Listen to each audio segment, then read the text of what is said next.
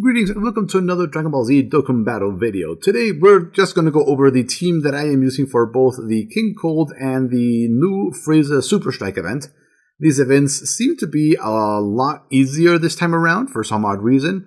And this team, which is a team that can be easily built by most people, because most of the cards here can be acquired for free from events, really has no problem dealing with either of these characters, especially considering the leader skill we have here. But let's get on with it. First, Turtles from the Tree of Might event. Everybody should at least have one copy of this card for this particular leader skill especially. I mean, we're dealing with two physical Super Strike events, and he reduces their attack by 20%. So receiving 20% less damage for the entire fight, absolutely useful. And not only that, but when he shows up, 10% extra less damage from what is already reduced. So in total, when he shows up, you'll be taking about 27% less damage, if my calculations are correct. It sounds odd, but that's usually how multiple percentage reductions or increases work. But anyway, on to the next one. We have this little young Gohan here. He is from the Baba Shop, available for 100 measly gems, or if you started an account relatively recently, you may have him already from the starter summon for 5 stones that new players get. So he's really only here because he super attacks from 8 ki or more, and when he super attacks, he gains 50% extra attack.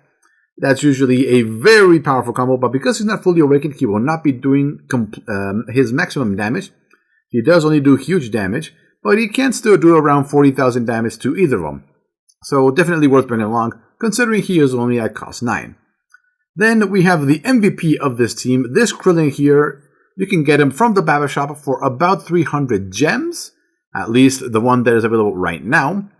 And that's because he has damage received reduced by 50% when guard is activated, and because we're up against physical characters, that is all the time.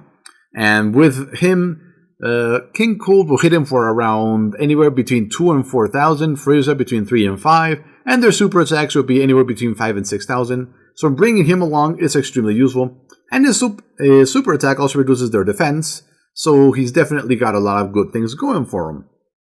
Then we have Bikini Bulma here from the 1-year anniversary tournament. She will eventually be available from the Dragon Ball Summon banner, eventually, we're not sure when.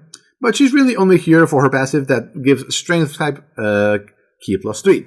And considering we're bringing along a Go-Getter friend, she is absolutely priceless for that ability. Considering we don't have a plus Ki leader, absolutely worth bringing along. Then we have the last two characters. Really, you can replace these final two guys with anything in your arsenal that will fit within the team cost limit. I chose this Gohan right here because he does extreme damage. A super rare card with extreme damage is pretty rare. And considering you want to do some damage to Freiza and King Cold, he's definitely worth bringing along. And this small Vegeta from his personal event, where he auto drops along with Nappa, really, he's only here because he only costs 6 for the super rare. That's pretty decent. And really, that's all there is to him, really. He's only there because of his cost.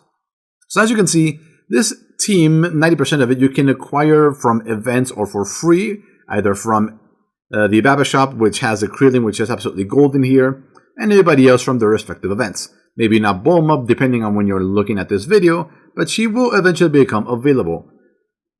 And really, that is it. If you're missing any of the cards here, just consider replacing them with anything of low cost. Now, do not worry if they are not completely awakened. As you can see, those 4 cards are not completely awakened, and I am doing perfectly fine during this event. The most I ever use doing is a Zenzubean, if at all. So don't be afraid to put non-awakened characters in your team. They'll still be doing fine. And really, that is it.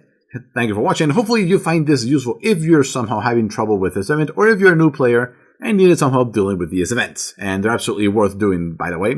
So thank you for watching, and we will see you next time.